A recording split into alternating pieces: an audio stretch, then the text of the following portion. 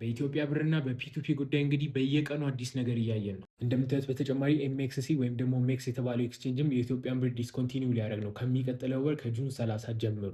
ይሄ ኤክስቼንጅ እንግዲህ ዘላስት ስታንዲንግ እስኪመስል ድረስ በጣም ፖፑላር ነበር። ኢትዮጵያ ውስጥም በደንብ ሲሰራ ነበር። ቢሆንም እንግዲህ ለሜክስም አልቀረለትም። የሚያሳዝን ነገር ነው። ምንም ማድረግ አይቻልም።